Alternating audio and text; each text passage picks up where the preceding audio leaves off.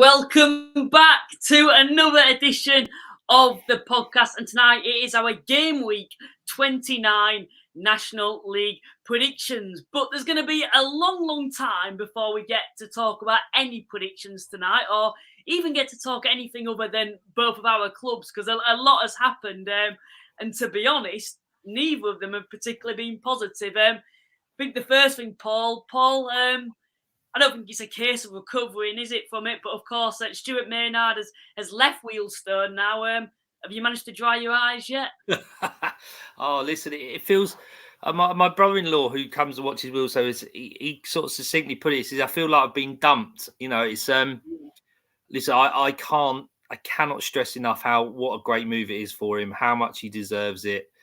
I think also ultimately what it makes the National League look. You know, you look at MK Dons and Notts County, who are both in the playoffs in League Two, have taken managers from this league.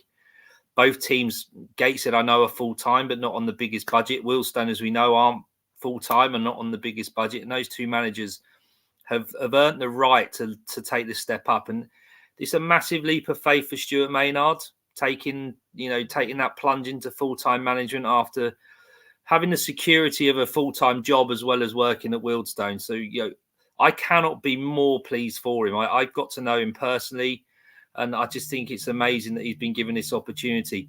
Massively testing times for us down at the Vale now. We've got to make sure that appointment is right. I know the board will be working their socks off to sort of understand who it is that they need to keep that good work going, really, because, they've left a legacy there, Stuart Maynard and Matty Saunders. They've left the legacy of this playing style. They've left the legacy of the club and the ethos and the togetherness of the team and the supporters. We're quite lucky. We're a small outfit. Everyone gets to know everybody, but there was still that sense of belonging for everyone. So it's a massive appointment. The next one, as it is for Notts County. They're taking an unproven Football League manager into their playoff push, and he was very much light up at Notts, and I can only wish him the very, very best. I'm so pleased for him. I'm so pleased for the National League. Disappointed that we're going to lose him, and the board have got a really tough job now to try and stabilise the team in the National League and see where we go from here.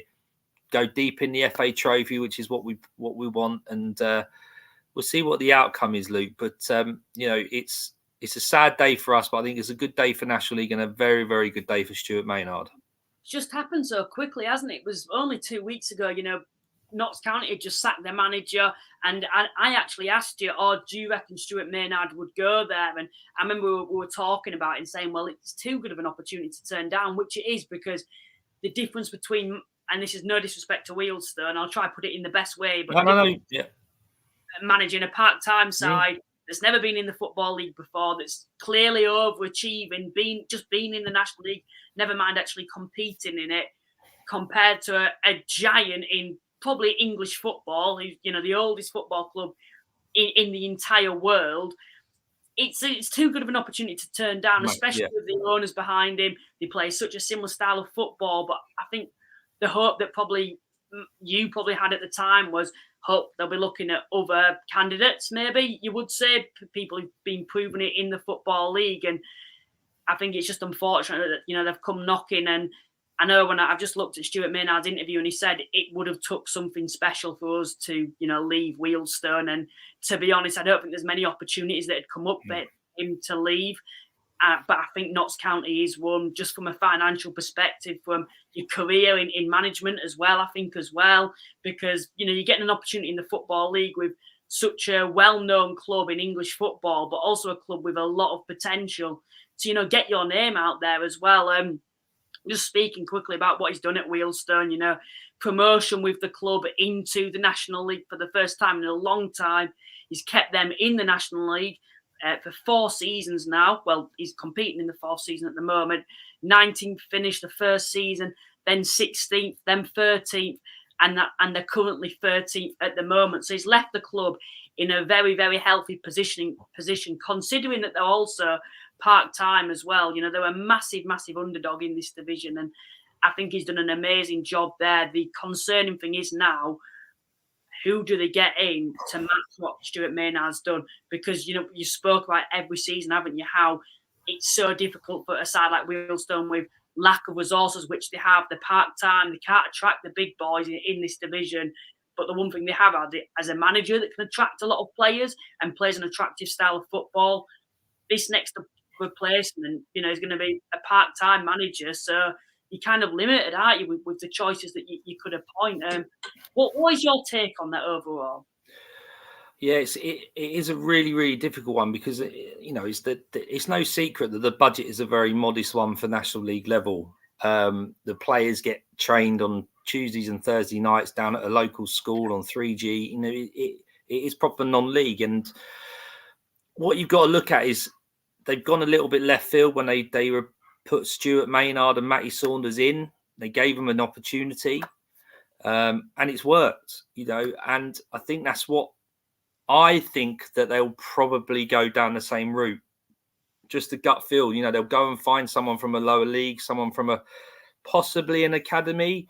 But they need to find someone who understands that they're not got the money. They've got to be doing what they're doing on the budget they're on. And that's a really, really tough one because you go and get some old school National League managers or managers who are used to bigger budgets. How would they cope with that? It's the $1 million question, Luke. And they're going to be the good thing for Wealdstone is because of Stuart Maynard's legacy and Matty Saunders' legacy, they're in a very, very good place to attract, I believe, a high quality caliber of manager in the National League. And I should imagine that's a good problem to have. Who that may be, I don't know. It's there's been names banded around today, between different WhatsApp groups and fans, and you talk about Robbie Simpson from Chelmsford. You got Matt Gray, who recently left Sutton, who got Sutton into the Football League from the National League on a very, very modest budget, I should imagine. You've got Ben Strevens at Dagenham and Redbridge, who's not having a great time there, but a couple of years ago was possibly someone who could come into Wealdstone if we were to lose Stewie at that point. Yeah. You've got the lad at Worthing, Hinchelwood, who's up and coming, but he does like to manage on a big budget. Lee Allinson from Hendon, he's just gone and beaten Oldham. He's an up and coming manager. He works alongside his dad, who's very, very savvy at National League level and ex-pro. So, listen, there's loads and loads of different options out there, and they're going to be inundated. And it's just I don't believe they can rush it. I think they're going to have to take their time. I should imagine that they'll probably take some advice from Stu and Matty about who they might think possibly. I think Luke Williams was probably helpful in getting Stuart into Notts County by recommending him. I can imagine that they've gone to the board, have gone to him and said, "Who would you like to replace you? Who do you think should replace you?" So it's a massive, massive job, Luke, and whoever comes in, be it this weekend or next weekend, we've got 11 games in about 20 days. I don't think they train on a Tuesday for the next 5 weeks. So they're going to have to hit the ground running and get those boys playing as they are. We've got FA Trophy games against Hendon, which is a winnable game. Fans are thinking, could we get to Wembley? This just destabilises it a little bit. But overall, mate, listen, we'll be okay. Wealdstone will be okay, and good luck to Stewie, and what a great opportunity for him. Well, I need you to be, because we don't want Wealdstone getting relegated. Otherwise, I'll be looking for another co-host. I'm only joking, but no. To be fair, I personally look at Wealdstone now, and I think they're in a fairly healthy position. I don't think there's a better time in a way during the season for him to actually leave a club. It's January, we're mid-season. You'd like to think they're going to be safe from relegation now. They sit 13th. They've got a lot of games in hand on sides above them. If they actually win both games in hand, they can actually go up to 11th at the moment. So, they are in a very healthy position. And I know there's only 6 points between them and the drop zone, but you'd like to think they've shown enough for them not to be included maybe in a relegation scrap. And I think this season it should be sound. It's just, this next appointment, getting them to the end of the season now. Next season might be where you might start to get a little bit nervous, thinking it's a new manager. He's brought in his own players now. What's going to happen? There's also the question, isn't there, about is Stuart Maynard going to come back hunting for, Wealdstone players who he can take and add to his project at Notts County? We've seen so many managers do it at this level. Pete Wild, when he left Halifax, took a few Halifax players up there for the following season. Williamson, who's probably one of the closest comparisons you could have. Obviously, him leaving Gateshead a fair few, probably a couple of months ago now to MK. He's come back looking for a few Gateshead players, and he's got Lofthouse on loan, and then he's also got Stephen Ween as well. Is that something you're concerned about, maybe him coming back to look at potential players at Wealdstone? If I'm honest, I've not thought too much about it, Luke. I mean, if you quickly think about it, the one thing that the Wealdstone squad have is youth. They've got obviously a lot of ability, but would any player stand out to me that could go up to that League One level? Genuinely, I don't know. And that's no disrespect to the Wealdstone players. You know, a lot of the time, they're probably better as a team, as an individual. You know, you've obviously got the likes of Taryn Alaraki, who's out with AFCON at the moment, who's sort of has performed this season. You got young Micah Orobiero, who plays in the midfield. You know, does Bowen go with him from Newport and take the step up to that league? I think it's too early to tell, and I don't suppose Stu's probably thought too much about it. He's got a top quality squad there at Notts County, isn't he? We all know the squad, and I think the big thing for Stu is he's got to stop him letting goals in. So in that sense, you know, Jack Cook is our centre back and our captain. I'm not convinced that he'll step up to full-time football. That's the reason he came to Wealdstone in the first place, because of his full-time job outside of work is a good one for him. So yeah, I mean, Charlie Barker possibly, you know, he's been a revelation since he came back permanently after his loan deal from Charlton last year. And I would suggest probably Charlie Barker, someone like Obiero, someone like Alarakia, who may go and sort of supplement the squad he's got. But I reckon it'd probably be the summer rather than this January transfer window or this window now that Stu's got when he starts his job tomorrow. 62 people watching at the moment, and we're only 12 minutes in. Please remember to like, it gets it out to more people, but also subscribe if you're new. I am sure there'll be a handful of people out of the 62 that haven't subscribed yet. We go live every single Thursday talking about our beloved National League. Also, we do interviews, we do vlogs, etc. Of course, myself, I'm a Halifax fan, so you get quite a bit of Halifax content, but we've also got Paul here, who is a Wealdstone fan. And for those who might be interested, I know we've got quite a few Notts County fans that are actually coming back to the podcast, a few familiar faces from last season who were tuning in tonight. Cheers, Paul, for that. Go and check out my Stuart Maynard interview that I did at the back end of last season. It was very good to speak to him, and you know, you learn a lot about him and what he's done at Wealdstone, and the kind of philosophy that he likes to play as well at Wealdstone too. Anyway, we will come to the live chat, see what people have been saying. A lot of it has, of course, been on Stuart Maynard. It's not going to be just a Wealdstone podcast tonight. We've got quite a lot of topics to get through. My own club is a club that we're going to be speaking quite a lot about. We've got a bit of an interesting topic as well. Who is the biggest sleeping giant in non-league football? And that's a question to you guys. Get your thoughts in the comments. And we're also going to be seeing if Chesterfield can break the points record. Of course, they are on course to at the moment, but can they keep up to that? Anyway, let's get to the live chat. John's actually come in and responded to that question. They only need 44 points out of a possible of 57 remaining, so looks very likely they will smash the record. Paul, Callum's come in. Evening, lads. Still top of the league. Really impressed with all team both of our games now. Wouldn't mind Con Clark. Also, it's a shame Wealdstone manager's gone to Notts. And then we've got John, who's come in, and he said, good evening from chilly Nuneaton. That's been a club there's been quite a lot of talk about today. Of course, they've had a lot of financial issues. There's been a statement, hasn't they, put out there? And then Harry's come in and said, hey up, lads, I love that. Proper Yorkshire, that, Paul. And then we've got John, who's come in. Who would Paul want to replace Stuart Maynard? Oh, do you know what? I mean, as I said, John, my early thoughts were, you immediately think who's available. So you got Matt Gray, who was recently at Sutton. I think he probably would be a good fit. I'm not sure the style of play of Sutton. If we want to keep the same style of play, then you're going down to a very small pool of managers. The other one that was mentioned is Ross Jenkins at Oxford City. He's got him up from the National League South. He plays a very good brand of football. He's young. He's not as experienced at this level as some others. So I think, he again could be a really, really good fit. So ask me that in maybe next week, John, when we see some of the front runners, because at the moment I think there's loads that you could mention, and it's hard to sort of put a finger on which one would be the best. It'll be someone you've never heard of, to be honest. It always is with your Wealdstones, your Halifaxes. You never seem to appoint someone, who's actually predicted to actually join the club, who's on the odds to join. It'll be some academy coach or some coach from a few leagues below who none of us have heard of. So, yeah, it's going to be interesting to see what happens there at Wealdstone.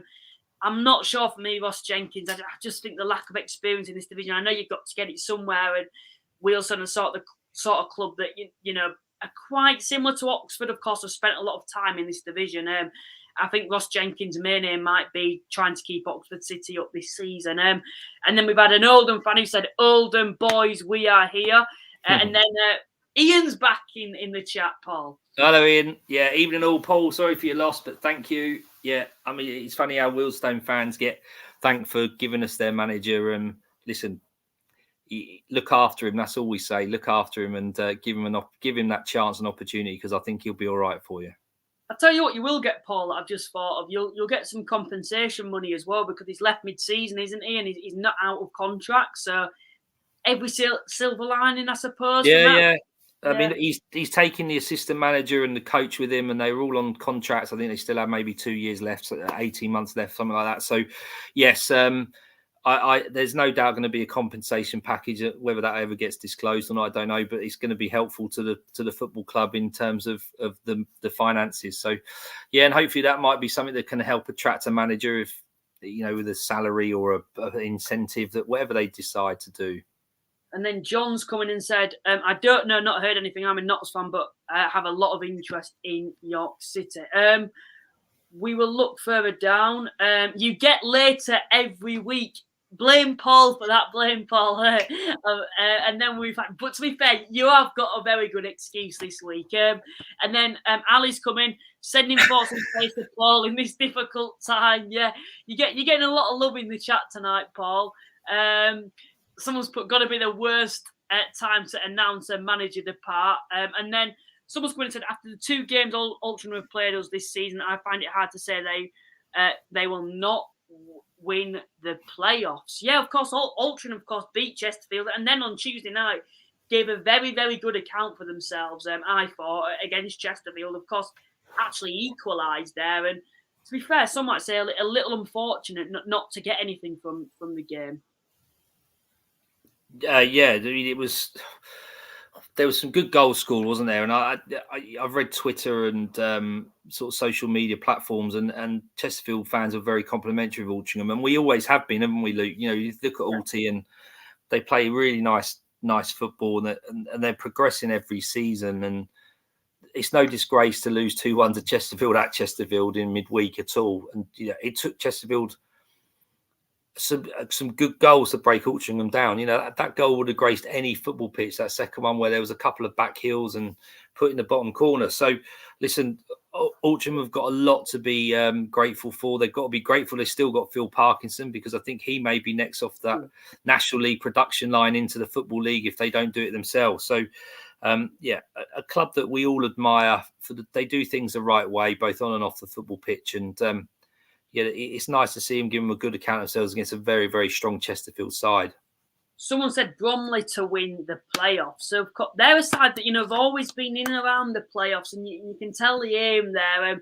They've got that experience in the past. They've got the dark arts of the game. They're a big physical side. Andy Woodman's, a well-known figure in this division now. Maybe that is quite a good shout with Bromley in the playoffs. Of course, they sit second at the moment. And then we've had 100% Callum. They really should have got a draw. It wasn't a class. If it wasn't for a class finish from Berry, he's of course played for Macclesfield. So it had to be him, didn't it, for those Altrincham fans there.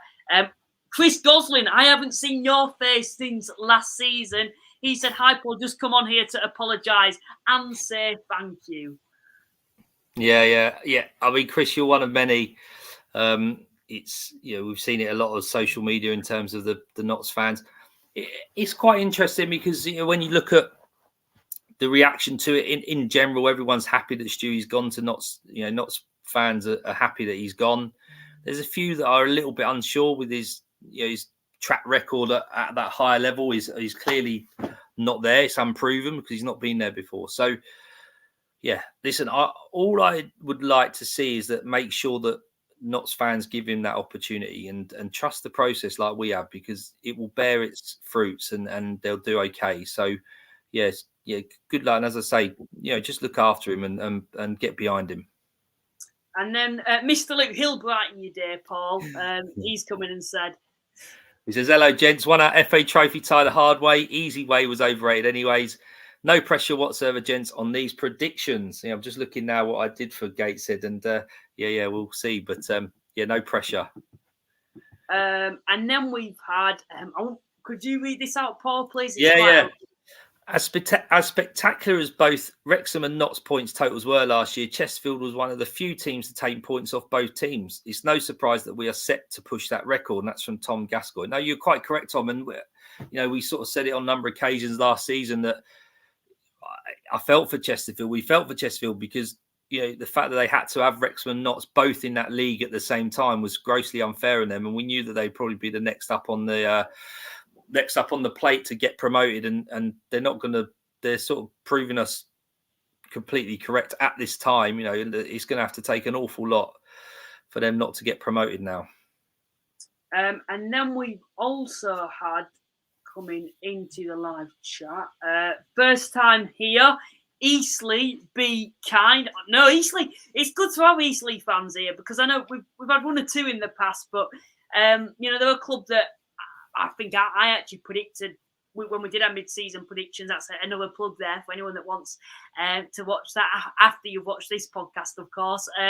We did our mid-season predictions, and I actually predicted Eastleigh to finish inside the playoffs. It then kind of got wrecked after they lost to Southend. But I'm still confident that they're going to finish inside the playoffs. Of course, their FA Cup journey is over now. And it's a bit of a shame that, there's a massive opportunity there from a financial perspective to be playing against Man United at home. I don't want to keep repeating it. I've not helped myself here, have I, for a new listener, have I, so far, Paul. But it's... What I see as Eastleigh is a hard working side. They've clearly got firepower going forward. Paul McCallum, he must be getting not quite as good, but similar kind of numbers to what Langstaff had this time last season, I believe, because he's someone that's going under the radar, and I think Eastleigh is a club out at the moment as well. They're well set up, well balanced. For me, I personally think Eastleigh are a side that could sneak into those playoffs, and you never know in those playoffs. I think it's that open this season. Any side could go up. 75 people watching at the moment. I believe we've only had that once or twice so far this season. So thank you very much to everyone that is tuning in tonight. Paul, what's your thoughts on Eastleigh? I think you predicted them, was it 9th, 8th, something like that? I think what was sort of missing from the beginning of the season, I know they changed their manager and Richard Hill come in, but I saw them early on against Wealdstone, and they drew 0-0. And what they struggled with is almost felt like they were struggling to score goals. They were very, very good defensively.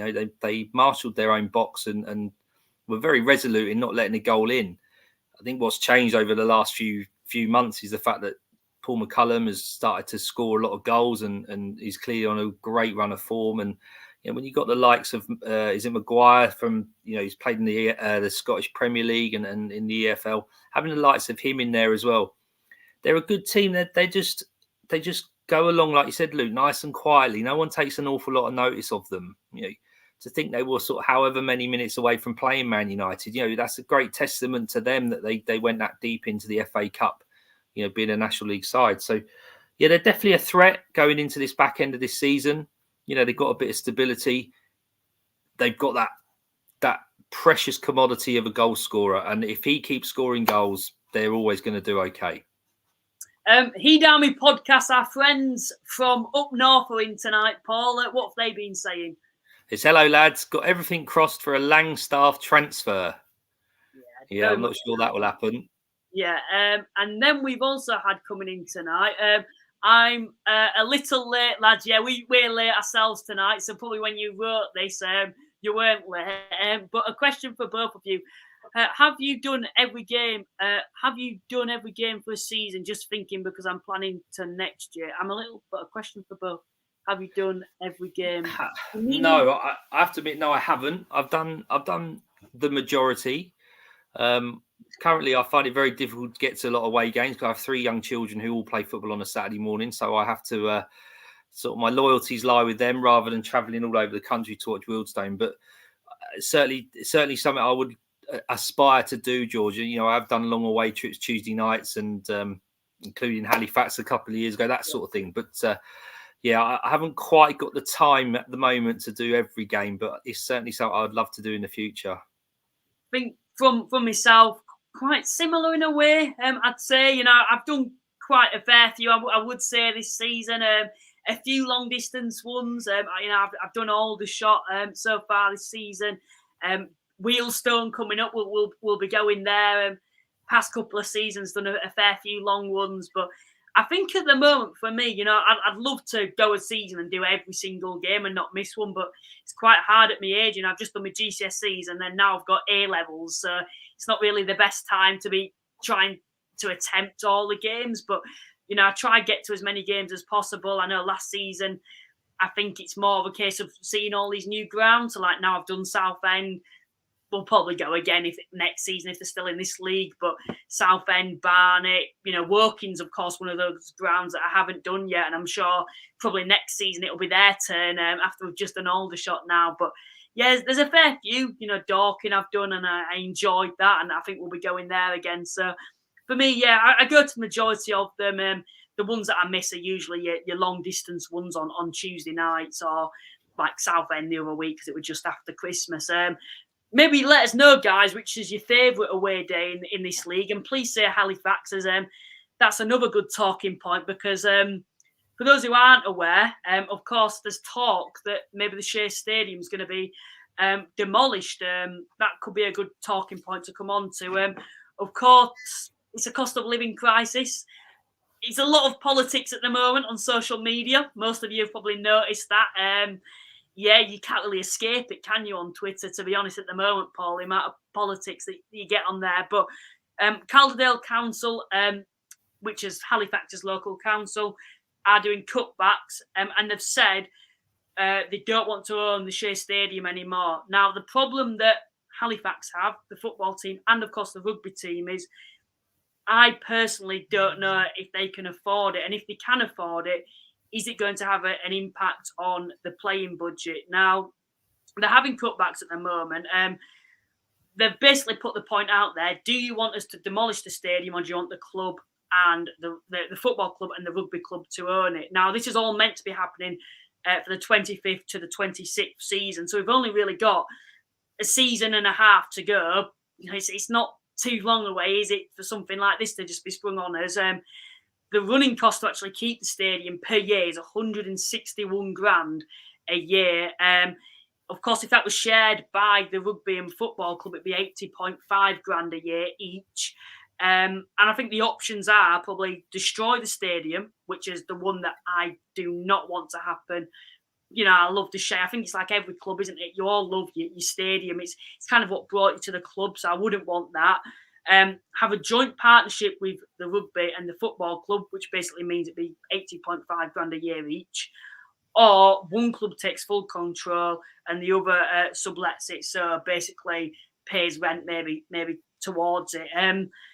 Paul, I want to ask you from a I think an external perspective, it would be maybe what do you think when you see something like this? I'm sure you've probably seen it on Twitter.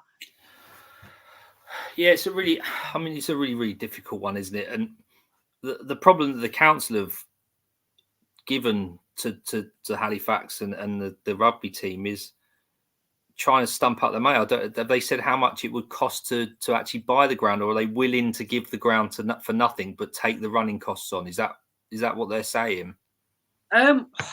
To be honest, I'm not really sure because the football haven't really come out and said much. They've made a statement, but they haven't really told us anything we already know. This is the problem. We're in the lurch, and they've put a petition forward for fans, you know, to get involved and have their say. And I think most Halifax fans have literally said, "Look, we want to keep the Shea." So yeah, that's all really I know about. I mean, listen, you've got to look at the positives, right, Luke? If Halifax can take the ownership of the ground on with the rugby club, it's clear to everyone that the Shay needs a little bit of investment and updating. You know, so if the council aren't willing to put that money in to update it, and why should Halifax football and rugby update it whilst it's in council ownership? Because at any point the council can kick them out, like now. If they can take the ground over, and yes, you know, notwithstanding the amount of money it's going to take to run it at 180 odd grand a year, you know, it may well be the best thing that can happen to Halifax sport in the town, because actually you can start to renovate the ground and you can start to maximize opportunities that sometimes that might not happen with the council. Because if something's council run, right, they're hamstrung by bureaucracy, they're hamstrung by budgets, they've got to be seen to be doing certain things for certain members of communities, etc., etc., etc. If it's privately owned by the football club can do what they want with it. You know, and you know, they can maximize those revenue streams and investment opportunities by saying, look what we've got, look, this is what we can have. And hopefully they may put a business plan together or a prospectus to potential investors and say, we now own the biggest football team and the biggest rugby team in this area. We've got an asset of this ground that's got however many thousand seats in it. You know, can they build a conference facility, or have they got conference facilities? So I think Halifax fans have got to look at it and go, is the glass half empty or half full? At this moment in time, if I was a Halifax fan, I'd be going, well, potentially it's half full. You know, some months down the line, right, Luke, if you get told by your ownership, the board and the owners, that actually we've got no money, we've got no investment, we've got nothing else we can do, then yeah, start to worry. But I think at this moment in time, you got to be positive and go, right, this could be a real good opportunity for the football club and the rugby club to work together and actually sort of kick on, rather than be in that sort of stale state of, look at the Shay, we can't do anything with it, this is how it is. Actually, we're masters of our own destiny.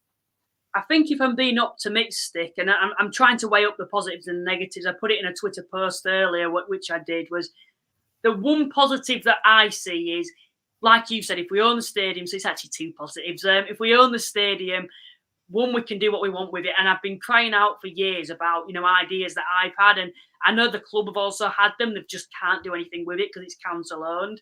But two, also, I think a big reason why we probably haven't got any added investment with the club at the moment is because we don't own the stadium. Now, if you own the stadium, you've got loads of potential there. It's a 14,000 seater stadium, 14,000 capacity stadium, not a seater stadium. You know, there's a lot you can do there. I believe it is actually the biggest ground in the division now. You know, there's questions, isn't there, always about, well, it always feels empty there. Yeah, I can get why people do say that. I think, you know, Halifax fans have got to take that on board. So some fans might say, why do we want to be this club to be known for having a half-empty stadium? You know, we've got Bradford, we've got Leeds, Huddersfield all around us. We're never going to be getting crowds, you know, above 4,000, 5,000, like is what a lot of our fans are wanting. But for me, I disagree. I think, you know, if an owner came in with genuine ambition for this club, and I'm not saying our current owner doesn't, I just think he's in a difficult situation. He's trying to make the club self-sufficient. I genuinely feel this club has a lot of potential with the stadium, with the local area as well. And yeah, maybe it could be a blessing, this. Maybe it could be something new, because it does feel like it's a little bit stalemate at Halifax, and it has been for a number of years. Although we have been quite successful with us winning the FA Trophy, nothing seems to be happening on us getting back into the Football League. So I don't know. It's a difficult one. I'm very nervous. A bit of me might be a little bit excited, but I think at the moment it's more about we're unaware what's going to happen. We're thinking negatively because what could happen. But I want to hear what you guys have to say on that. John has come in and he has said, York City are... Can you read that, Paul? Yeah. York City are a team that are building, and although they haven't yet hit the heights, I believe that under Neil Ardley, they will prove themselves. And Adam's come in and said, Alty to the top. And David's coming, Paul. Our Maidenhead fan is in tonight. Yeah, hello, David. I'm going to miss it when Chesterfield go up. Always guarantee points for Maidenhead versus them. Yeah. Maidenhead do like the big boys, don't they? Seem to pick points off of them. Going back to the point around York, I've chastised them over the last sort of number of months in terms of the ownership and them not proving themselves. But I think Louis said it. I think in the mid-season predictions, Luke. Neil Ardley will get his own players in the summer. Hopefully, Ugler will stay out of the way. Paul Sackey's come involved to sort of get some more revenue streams into the club. And I think they could really be a potential force next season when we lose Chesterfield and another, Bromley or Barnet or whoever it may be. So, them and Southend, if they can keep all their finances in order, they'll certainly, I think, will be a threat next season. Yeah, I think when I'm looking at the moment at the sides pondering towards the bottom of League Two. Doesn't really excite me, to be honest, with those sides entering the division, to be honest. And I think there's Forest Green down there, Salford. I think, who is it? Sutton also down there. But it does open a door for a lot of clubs now, like your Southend, your Yorks. There's not going to be a big side coming down that's going to be competing near the top. I know genuinely we haven't had that in quite some time now, apart from Grimsby, because sides seem to struggle when they come down. Jack's come in and said, will Gateshead reach the playoffs? We'll put that to guys in the live chat now. Of course, we've done our mid-season predictions. We want to hear what your predictions are on your clubs. Maybe it's a good time to ask where everyone thinks Gateshead will finish, because they're a club that's there's a lot been talking about them. A lot of it has, of course, been negative. The squad's kind of been stripped with players leaving, returning from loan, but also because of injuries as well at the moment. Paul, we both predicted them quite low. I believe we both predicted them to finish 11th. Yeah.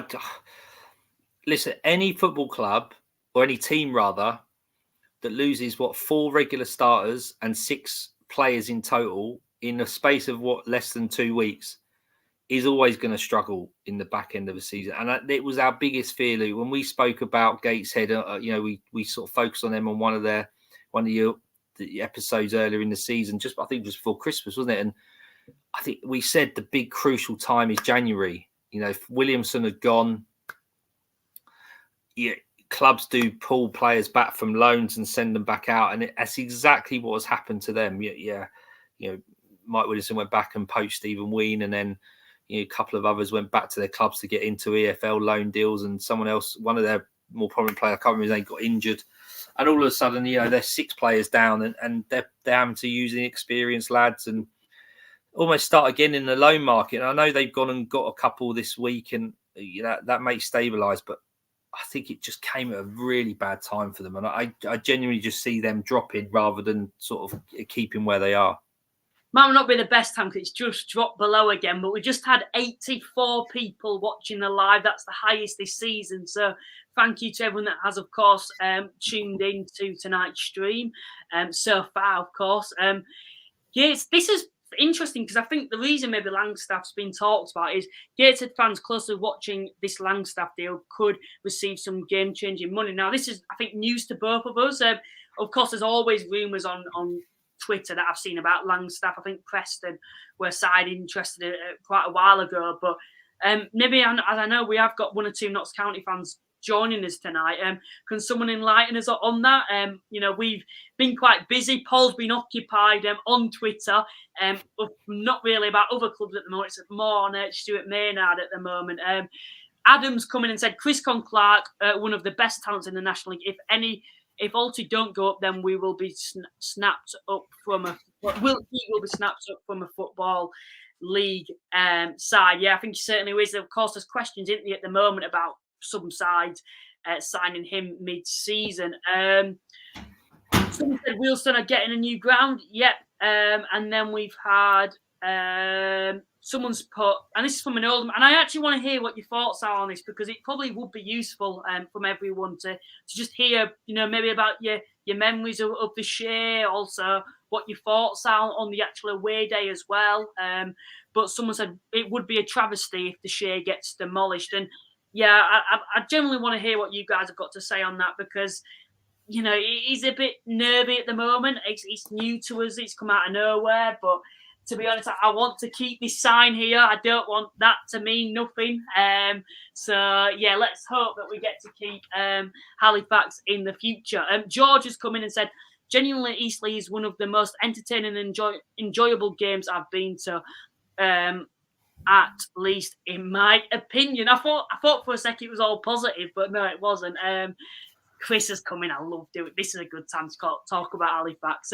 Bad memories of the Shea, 2-0 up to 3-2 down with 10 men as well. Remember that? Yeah, I'm only joking. And then we've had Blondie Blue has come in, Paul.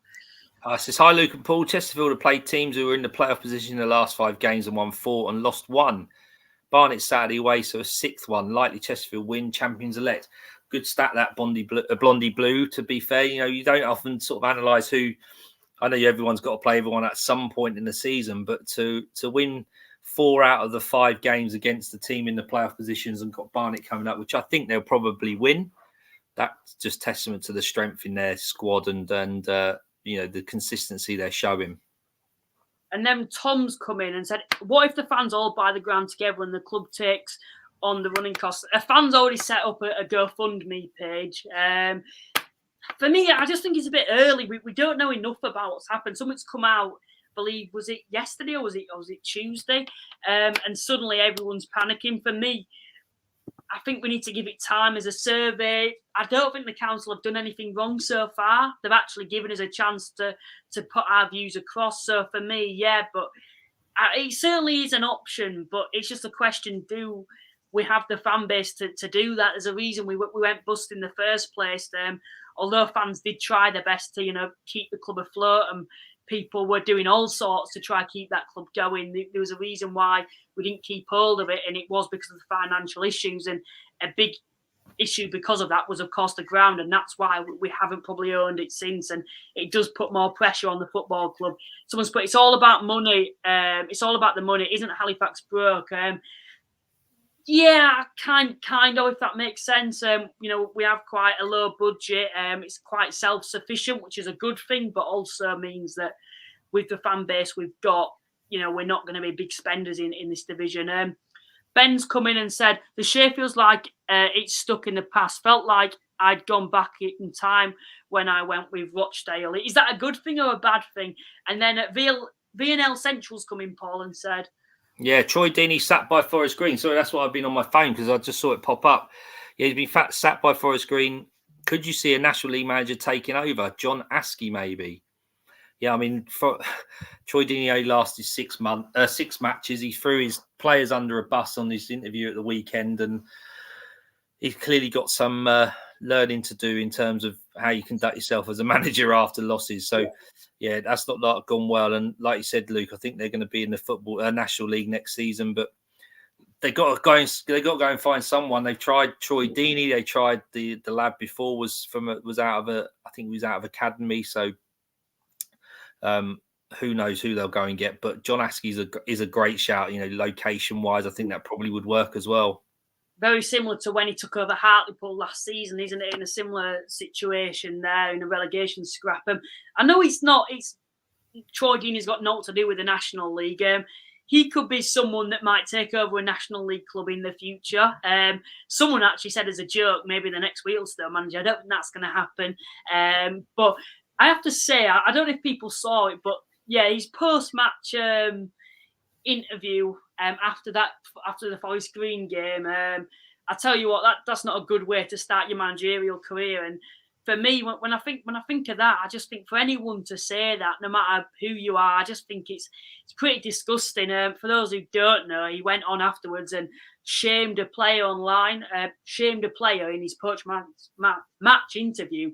But we're going on for a good 4 or 5 minutes, saying how he's not been the same player for 6 or 7 weeks. He doesn't seem like he's bothered or interested anymore. Well, for me, if he isn't, you shouldn't be making that public. And I think, you've got to do something about it. The whole point of a manager is to motivate your players as well. So clearly, instead of shaming him on social media, you should be getting to the bottom of that. So yeah, for me, Troy Deeney, he's gone down in my estimations, to be honest, after that. And then a York fan's come in, Paul. As a York fan, I like our form, but we've got a second goal each game. We seem to score one and then sit back waiting for an equaliser. Too many draws. Yeah, too many draws in a row. You start to not sort of get what you expect out of a game. And I think firepower early on was not too bad for York. It's dried up a little bit, and I'm sure Ardley will get that back to how it should be and getting more than one goal a game. And then the Eastleigh fans coming and said Lee Bradbury, I think, is still available. I thought he did well with Eastleigh and wasn't given a chance this season. Yeah, remember when that happened? We thought that was a little bit harsh. I think at the moment, the way Eastleigh are going, might be a good thing. The way they're going, they're quite in quite a comfortable position. Feels like quite a similar position though, and he's been a manager that's been rumoured with previous clubs. I don't think he'd go to Wealdstone maybe because of the part-time situation. This is the difference, isn't it? There's quite a few managers out there available, but would they want to go part-time at Wealdstone? That's the question, isn't it? And then, Dobber has signed a new deal, but Luke's come in and said, is Dorking a banker for relegation now? Now, we both predicted them to finish 20th this season. And I don't think any games have happened since we've done our predictions, but they're certainly a club that I'm keeping my eye on. I predict them just to survive. They're a club that, we spoke a bit about, aren't they, Paul? Yeah. I mean, they're the ones that are sort of sliding. Woking have picked up, York have picked up, Boreham Wood have picked up. Even Fylde to a point of, whereas Dorking are the ones that are sort of dropping this way, and some of the others are clawing their way out of it, the sort of upwards. So, I mean, they've been a bit decimated by injuries. They haven't got the biggest squad. They are, I think, hybrid. This part-time stroke full-time model. So they're not completely full-time, and that may catch up with them. Was it their second season? So you got to be careful of that second season syndrome where you get found out that little bit more. They've got to ride through this season to get in and establish next season. A bit like Wealdstone have, like Maidenhead have over the years, and Sutton did and got up. All those clubs have had to sort of endure that bottom half finishes and just slowly sort of build on and off the field. So they certainly got the capabilities of doing off the field. It's what Mark White and his team, him especially, can sort of conjure up to keep him in the league. But they certainly are a team that are in danger. I'm going to need your help again here, Paul. A Bromley fan has come in tonight and said, as a Bromley fan, I'm hoping Chesterfield will win against all those below us. 12 points in front and a game in hand. We have to look to finish second or third now. Just want to beat them at Hayes Lane. That's from Paul Richer. Yes, Paul. It's I think you're right. You're fighting for second or third place. And from what I've seen of Bromley recently, not necessarily my own eyes, but through social media and reading about them, they're a very, very strong, very good outfit, and I think they'll probably finish second. And it's Sunderland who are interested in Langstaff at the moment, but also Coventry, I believe, are as well. Chris has come in and said Halifax is one of my favourite away days as a Chesterfield fan. And then an Oldham fan actually has asked you a question, Paul. Paul, I'd really like your opinion on the Oldham squad. Is it underperforming, or is Mellon actually getting the best out of them? Do some of the players lack work rate or just quality? I think from an outside perspective, they certainly, I wouldn't say they lack quality. When you look at the names on paper and the strength in depth, I think they've got like 7 strikers on their books.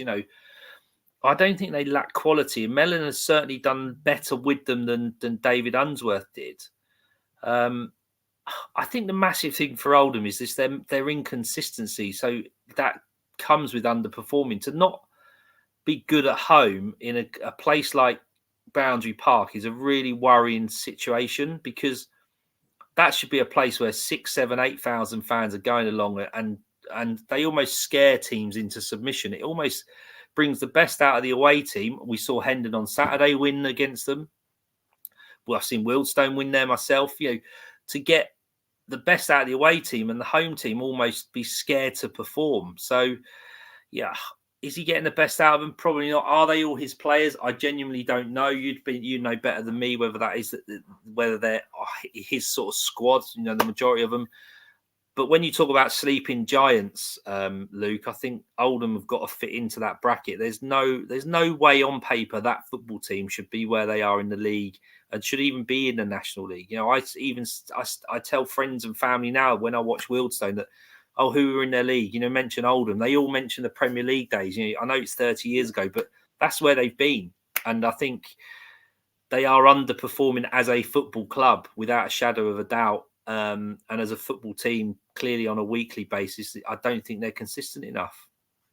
What I see when I look at Oldham is I see a side that have got probably a good starting 11 now under Mellon, but there's a lot of deadwood there, and I think that was really well known in that Hendon game because they played quite it was a squad full of fringe players in a way. It was a mix of players, I do believe. And, you know, if you look at the squad in total, yes, they've got a big squad, but a lot of the squad are aging players that maybe some would say are past it now and, you know, are fringe players and are just not good enough to come and fill a role. And that's probably the issue with Oldham at the moment. They've got a good starting 11. They've got a few very, very good individuals, but the overall squad probably isn't good enough.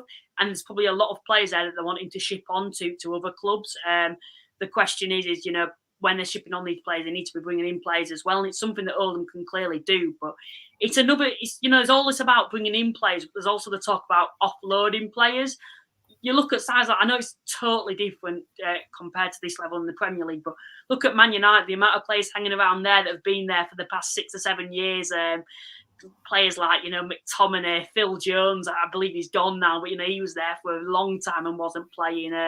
So it's a similar situation in a way with the players just trying to get them out of the club. Ash has also come in and said, will be my first trip to the Shea in a few weeks. It's always the case when a ground is owned by the local authorities. This could be a massive opportunity for you to grow. Yeah, it could be. It certainly could be, and it does excite me in a way. And I'm kind of a little bit more excited when I'm hearing people be a bit more positive on it, especially yourself, Paul, when you spoke about it. And then Tom's coming in, Paul. Yeah, Tom Gascoigne. Even if the Shea gets retired, it will always mean a great deal to you. I'll always have amazing memories of Chesterfield Saltergate Stadium. Listen, Wealdstone lost their ground back in the 90s. They had a big old stadium in the town of Harrow, which is in Middlesex, called Lower Mead. And you talk fans now, we still talk fondly about Lower Mead and this great ground that they had. So listen, if you do lose the Shea, historically, it's not good for football. Any football ground that gets bulldozered down, gets sent to wreck and ruin, you know, it's a piece of football in history. And this club this country is rich in football in history. It's the founders of football. You know, this is what it's all about on a Saturday afternoon at 3:00. The memories made by yourselves with your dad, your granddad, your brothers, your mates, you know, all those sorts of things. They'll always stay with you, but it'll be a real shame to see something like, because it is a proper old football ground, isn't it? It's not one of your flat pack IKEA-looking modern stadiums that have got no atmosphere and soul.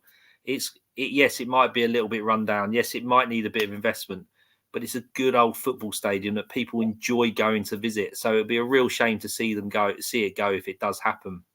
One more topic then before we do get on to the predictions, because we've been going quite a long time. It's actually a good thing in a way, because it means a lot of people, you know, are talking tonight, and there has been quite a lot to talk about. It always does happen when we do have a week off, and we've spoke about it a bit, and a few people have come in had their say on it. Chesterfield, then, are they going to break the points record? They've played 27 games, they've got 68 points. They're projected to get 115.9 points, so basically 116 points.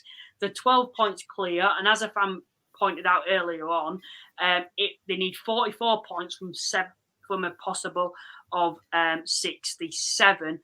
The previous record, of course, was Wrexham last season, which is quite ironic considering it could happen again this season for a point record. Do you think it's going to happen, Paul?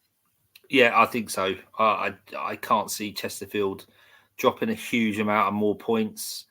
You know, again, they've clearly got quality, but they also find ways to win like Wrexham did last year. And I think the fact that there isn't a Notts Wrexham rivalry as much. This, you know, those types of two teams that are really gunning for it. You know, Chesterfield are up there, streaks ahead, you know, since they sort of beat that Barnet team that were hot on their heels earlier in the season. There's no one that's going to sort of, I don't think, punish them on a regular basis. And and I can see them breaking all sorts of records, which is again great for the National League. And if they do go up next season, hopefully see them in the playoffs, like we can see Wrexham and Notts at the moment, and Stockport a couple of seasons ago. They're thriving in League Two. Again, it just goes show the quality of National League, because a lot of these players do stay and step up. So, listen, they're a good team to watch. We're lucky to have them in our league at this time. Some will be pleased that they go in or will go. Give them a chance, give other teams a chance, but I think they will smash that record. Yeah, for me, when I look at it, I'm not so sure. Not because I don't think they have the capabilities to do that. What tends to happen is last season, Wrexham had Notts County pushing them all the way. Chesterfield are going to have this wrapped up in time before they're anywhere near breaking the points record. So it depends how much they want to break that record. And when you know that you're promoted, are you going to be pulling your full team out? Are you going to be taking it as seriously? That's the only questions I would have, because to take 44 points from a possible of 67 is still quite a big ask, in my opinion. You can only drop 23 points, I believe. Yeah, but if you look at it another way, Luke, they're out of the FA Trophy. Mm-hmm. They're out of the FA Cup. Now, I don't know if you've played football at any level, but whatever level you play football at, be it the school playground through to Premier League, winning breeds confidence. And there's nothing better than winning football matches. There's nothing better than winning anything. And if you're going to win football matches, it breeds confidence. And you'll get it. They'll go into games thinking they can't lose. No, we're not going to lose today because we're that good. That's the sort of, I would imagine. Yes, there is that element of, do they take their foot off the gas when they won the league? What you can also consider here, Luke, is those players are potentially playing for contracts for an EFL football club. So if they start taking their foot off the gas and showing inconsistency and not performing, Paul Cook can go and get someone else.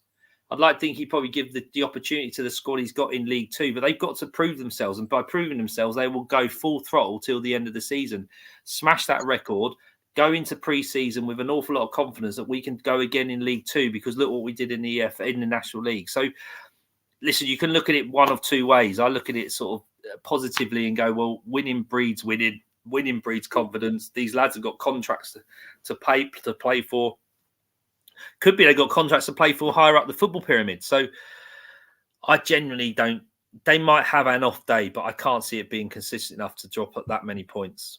Now, unfortunately, I've not had time to update the predictions league. I believe I'm still in front at the moment, but it is getting a lot more tighter. Of course, before I've updated it, it was 120 to 114 points. I have a feeling that gap has been slightly, it's more in your favour now. But as I'm setting it up, please remember to like and subscribe, everyone. 80 people watching at the moment. Great numbers. So thank you to everyone that is, of course, tuning in. We're going to get on with the predictions now. If you are new, get your predictions in the live chat. We'll put them on the screen. We do it every single week. And we want to hear your thoughts too, especially on your specific games for your clubs too. So, let's have a look at the league table before we do that. Chesterfield's still at the top, as we expect. I don't think that'll change this season. The playoffs, of course, have changed a little bit since we last looked. Rochdale, of course, have now gone into 7th place. Of course, Oldham are now in there. They've cemented a place in the playoffs. Of course, if they do keep it up, they're actually averaging 2 points a game under Mickey Mellon. So, if you're averaging 2 points a game, if they did that at the start of the season, throughout the season, they'd finish second this season, which says a lot about the improvements there at Oldham, although there has been a few little maybe issues. I don't know what Oldham fans' thoughts are on that being knocked out of the FA Trophy. Gateshead, of course, haven't played in a while, I believe. Of course, I think they lost the last game to Chesterfield in midweek and actually got battered there. Of course, they're a club that will be low on confidence. Then you've got Halifax, who've fallen out of the playoffs after a big defeat to Southend. Aldershot, of course, have got a game in hand, and if they win the game in hand, can go into the playoffs. Eastleigh, there in 11th, haven't moved. Southend, a side that we've both predicted to finish 12th. After that win now, there's talks, is it possible for them to finish in the playoffs this season? We'll talk about that soon. And then looking towards the bottom at the moment, of course, Woking they're only out of the relegation zone on points difference at the moment. So maybe a little bit concerning there for Woking fans at the moment. Anyway, let's get on with the predictions then. Round 29 it is this week. Bromley versus Boreham Wood. Two familiar faces in this division. Always feels like it's low scoring between these two sides. Two very, very well. Two industrial, I'd call them industrial sides in this division. They play quite an industrial style of football. What's your prediction then, Paul? I've gone with a Bromley 3-1 win purely because neither team they sort of set up not to let goals in and not to lose. And I think Bromley have just got that firepower that is more potent than Boreham Wood, and they've clearly got a bit more about them, bearing in mind where they are in the league and where Boreham Wood are. Boreham Wood have improved. There's no two ways about that. But I think Bromley at home, they're just going to be too strong for Boreham Wood and win 3-1. Yeah, a lot of people seem to be backing Bromley. I'm going to back Bromley as well. I'm going to go for a 1-0 Bromley win. I think it'll be quite low scoring. It seems to be between the two sides when they play against each other. But Bromley being at home, I've actually only been defeated at home twice this season. I think they're going to be able to get the win. We'll move on to the next game then now. Dorking versus Gateshead. A few weeks ago, you might be in favour of Gateshead. At the moment, it's a little bit more even now after Gateshead have lost a number of players, have just been battered by Chesterfield. Dorking fighting for their lives down there. Of course, they got knocked out of the FA Trophy as well. Paul, what's your prediction for this game?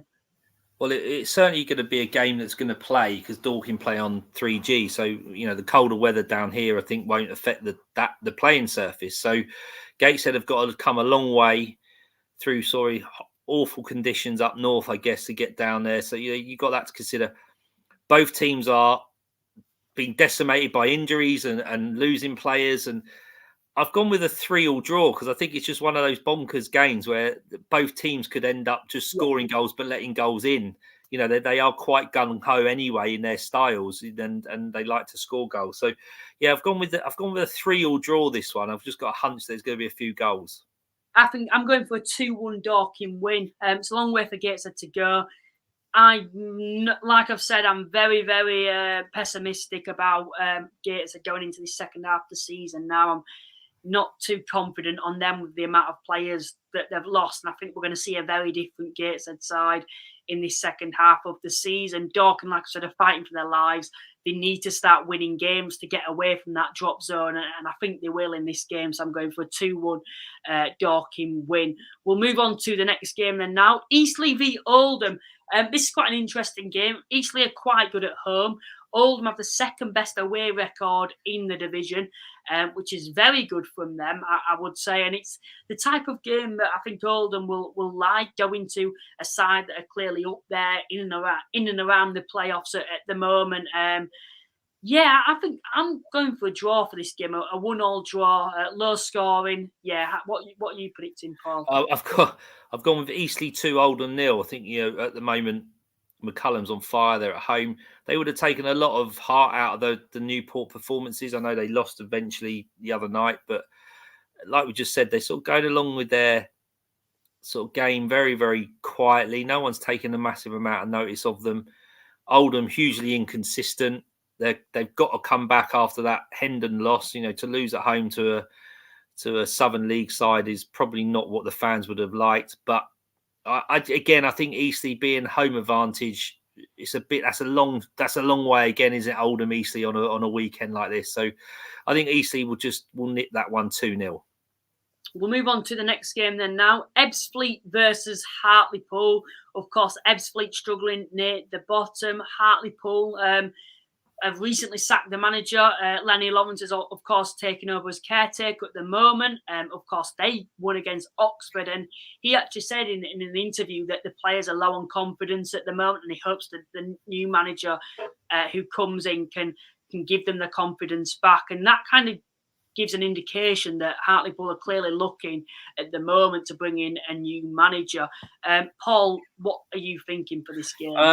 I think Ebbsfleet are going to go into this with a little bit of confidence, and one game that I think they've got to look at and go, this is a game we can win.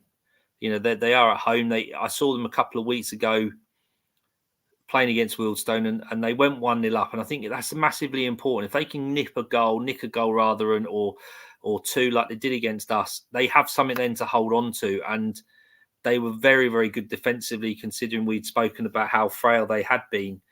And I just don't think Hartlepool are ruthless enough up top to sort of expose that, having seen Hartlepool play not so many weeks ago as well. So, yeah, I think Ebbsfleet, they've got something to cling on to. They've got that hope they can get out of that bottom four. And I think they've got the quality to do it. They're not a brilliant side, but I think they've got the quality or qualities to get out of it. And, yeah, I think they're, again, Ebbsfleet to Hartlepool, that's another long journey. You know, they seem to have paired these sort of Kent, Essex sort of southern teams with the northern teams this week more than most. So again, a big ask for Hartlepool to come down and try and get some out of it. I'm not convinced they will. So Ebbsfleet 2, Hartlepool 0. I'm going to go for a 2-1 Hartlepool win. Like I said with Ebbsfleet, they're just a side that I think they're low on confidence themselves at the moment. You know, they start the season very well and kind of took the division by storm. And then they had 1 or 2 defeats and they couldn't seem to react to it. And now, you know, they're there in the drop zone, and they're a side that will be desperately hoping not to go back down into the National League South, because it's okay getting back into this division, but you'd like to think they'd build on that now. And I think if they can survive that first season, it's like many clubs that I think they would build on it and establish themselves back in this division. But Hartlepool, I think going here, I keep mentioning it, Mancini's back. I think they're a different side now with this Rouet back. Lenny Lawrence in charge offers something different to what the previous manager had. Although he's only the caretaker manager, it does feel like there's that kind of a bit of a new manager bounty if you can have that with someone who's already there. So I'm going for a 2-1 Hartlepool win. Next game then, my team Halifax against our annual bogey side at home, Maidenhead. We always seem to be flying up the league table when we've played them in recent years. And Maidenhead always seem to be pondering towards the bottom or into mid-table. Yet they always seem to take points off us, especially at home. So they are becoming a bit of a bogey side, I would say, Maidenhead. Can't remember the last time we beat them. I think it was during COVID. I've gone for an optimistic 1-0 win against Maidenhead, and that is hoping this game does go ahead. Paul, what are you thinking for this game? Yes. What I was thinking, I don't think there'll be a lot of goals. Are both a little bit shot shy. You know, don't score bundles of goals, really. I've gone with a 1-1 draw. 1-1 draw. I think very, very similar teams. I know Halifax are further up the table, but there's not a lot to sort of divide from them. And Maidenhead always seem to show up against the tougher teams or the so-called bigger teams. So, yeah, I think they're going to travel up north. If it's played, I think it'll be 1-1. Yeah, if it is played, someone's given a prediction of postponed, and to be honest, I think that's most likely at the moment. Kidderminster versus Aldershot, then I think Aldershot will just be happy to be back in league football. It's been a tough couple of weeks for them, of course, being knocked out of the FA Cup. That journey has come to an end. So they're kind of brought back down to earth now. They then got absolutely thumped in the FA Trophy. And I know that's a competition that they do actually take seriously, Aldershot. They do want that trip to Wembley. But maybe it's a blessing in disguise, because now they can focus on the league when the aim has to be on getting in the playoffs this season for Aldershot. But a tough place to go in a Kidderminster side that are clearly fighting for their lives themselves. Of course, Bailey Hobson, I believe, has returned to Chesterfield now, which isn't good for Kidderminster. Affects them, damages them going forward even more now. So I'm going to back Aldershot in this game for a 2-0 win. What do you think, Paul? I've gone with Aldershot to win 3-1. I mean, they've got to bounce back. That was a horrific result last week in the FA Trophy. It's a difficult one for Aldershot because it's a little bit like Gateshead are feeling. You know, are some of their more productive younger players going to get taken in this sort of window of transfers, etc.? But yeah, I mean, listen, Kidderminster, I can't see them getting out of it. They don't score enough goals, and I don't think they will this week. And Aldershot will win 3-1. I think Kidderminster and Oxford are the two, and especially Kidderminster, are the two sides that I just can't see them surviving this season at all, to be honest. I think they're out of it now. Although if they did get a good run going, but I just don't think either side's got the potential or the quality to do that, or the financial power to bring in players to be able to do that this season. So I think those two are definitely gone. Rochdale versus Wealdstone, then. Rochdale are in the playoffs. Wealdstone are managerless at the moment. Away from home isn't the best for Wealdstone. Of course, they've started winning 1 or 2 games now, but it's still one of their weak points, hasn't it been, for the past year or so? Do you go here with a bit of confidence, Paul? Who knows, Luke, after today's news? Yes, I mean, hopefully the players aren't going to be affected too much by it. Alex Dyer, who's one of our older players in the squad, has been around a long time, is going to take the team, I believe. So, there's continuity there. He knows how to play that brand of football. I don't think there's going to be a huge amount different in terms of what you tell them. Rochdale have just got Tien and Brooks in on loan, so they have got a goalkeeper now. But a bit like you, I'm very optimistic that we'll get something out of it. I think it'll be 2-2. I don't know whether we've got enough to win. I mean, will the game even be played? Who knows? But if they do, they're going up there without a manager. They got to give something to the fans, hopefully, and show that they're still up for the fight and want to stay, in that mid-table and push on. So they, got a lot to play for, the Wealdstone players, and so are the Rochdale players, because they're showing a level of inconsistency that's probably not expected of them, and it's a good chance for them to try and get a result against a team that have been given a bit of a sucker punch losing their manager today. Well, I've gone for a 3-2 Rochdale win. I think Rochdale will win this.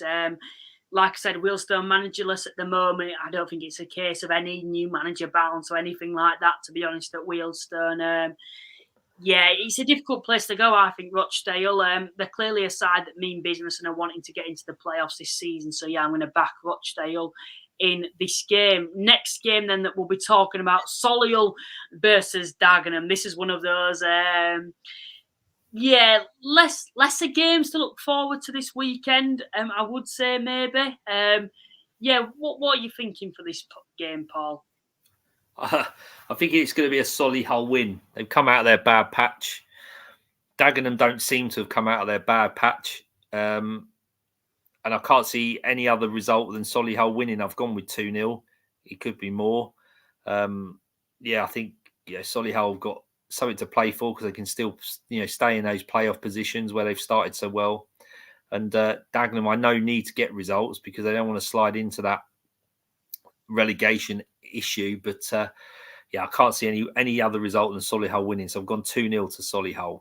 Yeah, I'm saying 2-0 to Solihull. Like I said, Dagenham have just been a bit probably say below mediocre. They've just been a bit probably below average as well this season. There's just nothing seems to be happening there. They're a club that's not really been much to talk about either, has there, with them at the moment? And I know there's talk, isn't there, about the ownership and maybe them pulling out. But they're another club that's just a bit boring there, it feels like, at the moment, a bit stalemate. So I'm going to be backing Solihull to win this 2-0. Next game, then, now that we will be talking about, this is a more interesting game. I would say, no disrespect to Dagenham or Solihull fans, but Southend versus Altrincham. If you're Southend and you're wanting to get into the playoffs, you'd probably say, look, we're already 10 points behind. If we still feel we've got the possibility to get in the playoffs, we need to be winning this game. Paul, what are you thinking? I completely agree. Altrincham are a good football team, as we sort of alluded to. They'll give Southend a good game. I just think Southend, they've been buoyed by a few signings. The financial shackles have come off. The management team in the last few weeks has signed a new deal. I can see Southend winning that 2-0, actually. I think they're going to be confident that they're going to get a result, and they've got to use Roots Hall now as a little bit of a fortress to try and get as many points as they can to push up that league and maybe slip into the playoffs. I know we've sort of said it's probably a little bit too far, Luke, but you just never know, do you? You never know. So I think, with that renewed vigour and some signings, they're going to do all right in the back end of this season, and they'll start on Saturday by winning 2-0. the way Ultram are going at the moment, I'm going to disagree with you on that. I'm actually going to go for a 1-1 draw for this game. I look at Southend and I think, yeah, they're a very good side, but I still think a side like Ultram, we saw they gave Chesterfield a game away from home. For me, Ultram at the moment look like they're on form, and I think going to somewhere like Southend, will only benefit them playing against a big side with a big crowd. It seems to be working in their favour at the moment. So, yeah, I'm going to go for a 1-1 draw for that game. We'll move on to the next game then now. We are on to Woking versus Oxford. At the start of the season, you wouldn't think this would be a crucial game at the bottom of the table, would you? Woking, of course, sit, as we look at the moment, in 20th place. Oxford can actually go above them if they win this game. So there's a lot riding on this game, isn't there, for both clubs? I'm going to be backing Woking to win it. I think the consequences of them losing is too significant for them not to win this game. And I think if they do turn up under Doyle, I think they'll have too much for Oxford. So I'm going to go for a 2-1 Woking win. How do you see this going, Paul? Yeah, I completely agree, Luke. I've gone with 1-0 to win for Oxford, for Woking. The fact they're at home, I think that always helps. On paper, they've got the quality to dispose of Oxford, and that should be a given. It isn't because of their positions in the league, but I think you're right. I think it's a real 6-pointer, isn't it? And I think Woking are just going to be a little bit too much for them. Bit more savvy, bit more experience, bit more quality will add up to them winning the game. Next game then, York versus Fylde. Of course, Fylde have got back-to-back wins in the league in the last 2 games. They're the one side, we talked a lot about in our mid-season predictions about them being a contender to get out of the drop zone and being one of the one side, I think we both agreed, have that quality to do so. They're playing against a York side that have certainly improved, have stopped losing as much. Maybe you'd say they need to start turning those draws into wins, but they are slightly starting to pull away from the drop zone at the moment. I've actually gone for a draw for this game as well. I'm going for a 1-1 draw. Like I said, we Fylde. I think there's a good side there. I think if they can play at their best and find that winning formula that I think they do have there with some of the individuals that they have, I think Fylde could stay up this season. From York's perspective, being a little inconsistent, like we said, a lot of those draws they should have won. And for me, yeah, I'm going to go for a 1-1 draw. How do you see this going, Paul? I've gone for exactly. Is it classed as a derby, that, Luke? They're not that too far apart. It's miles away, Paul. Yeah, it's certainly almost like a 6-pointer, isn't it? So Fylde won't want to lose. York won't want to lose. York have got 4 draws out of 5. So I've gone with a 1-1 draw as well, because I just think Fylde will want to lose away from home and try and pick up points as much as they can away from home. And York just don't seem to want to win. So I've gone with a 1-1 draw as well. Apologies to our northern listeners in terms of the geographics of these 2 teams. Yeah, Paul, it's to be fair, you've corrected me a lot on the south, so I'll correct you on the north. It's like the other side, I believe, unless I'm getting my geography incorrect. But no, I don't think they're anywhere near, to be honest. Fylde's like Blackpool, isn't it? Yeah.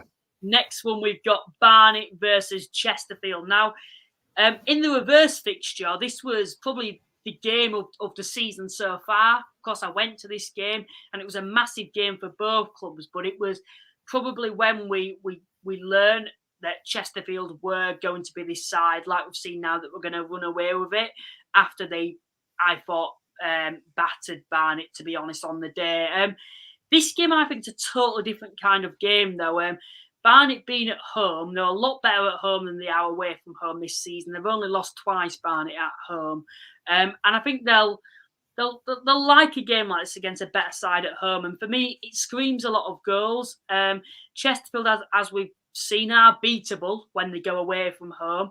So I'm going to go for a 2-2 draw for this game. Of course, it's televised as well, and I think it's a good game for TNT to televise. How do you see it going, Paul? Well, I've got... And this isn't because, obviously, Barnet are rivals of Wealdstone, but I've gone with the Chesterfield 3-0 win. I just think they could exploit that high line Barnet play, and Barnet do play a very offensive sort of manner, and they can get beat on the break. So, yeah, I think for some reason I've just gone with that gut feel that Chesterfield will sort of win quite convincingly and will win 3-0. Yeah, I'm disagreeing with you on that. I'm being a bit more optimistic from a Barnet perspective there, but that should be a cracking game, and I'm kind of glad they have televised that. It's a good on paper. It's a great game. You know, Barnet have got a lot of pace and power. They do like to get the ball forward and play with the ball, but in the final third. And Chesterfield have got quality all over. So yeah, no, listen, it's a great game for National League television. Sorry for it to be on a television. I just think Chesterfield will sort of win convincingly that one. Yeah, I'd agree with you on that. I think that more or less concludes our predictions and, of course, this week's edition of the podcast. Please remember to like and subscribe, everyone. Liking gets it out to more people. As we've seen tonight, we've had some great numbers tonight. So thank you to everyone that's tuned in. Also, just short of 80 people watching at the moment. There's going to be a fair few of you, I believe, who haven't subscribed yet. Please subscribe to the channel. We go live every single Thursday. If you've stayed with us throughout, you've clearly enjoyed it in some kind of way, probably because you've listened to Paul talk tonight. But no, thank you for tuning in. But also, please consider subscribing. Like we said, we go live every Thursday. We do bonus content as well, interview managers, do interviews with players, fans, etc. Predictions, go check those out, our mid-season predictions. Yeah, we do loads of stuff, loads of National League content. So please go and have a look at the channel as a whole. Paul, thank you very much for joining me tonight. No problem. Thanks for having me, Luke. Sorry, there's been a lot of activity on the phone in terms of Stuart Maynard, and I think Wilson is even trending on Twitter, which he never thought would happen. So, thanks for having me, and let's hope that there's a few games are played at the weekend with this heavy frost and cold weather, and we'll go predicting again next week and see where we're at. Yeah, and hopefully I'll remember to update the predictions by then, but hopefully I won't be doing it in despair when you somehow overtake me. For those who don't know, we've got a bet at the end of the season. If Halifax, if I lose, I have to wear a Rochdale hat or shirt or something. But if Wheelstone, of course, which is Paul's team, if he loses the predictions, he has to wear a Barnet hat or shirt or something to do with the club. So, it's going to be interesting to see for that final show. But, thank you to everyone that's tuned in tonight. Please remember to like and subscribe. Check our sponsors in the link in the description. Cards accepted. And we will see you next week. Bye for now.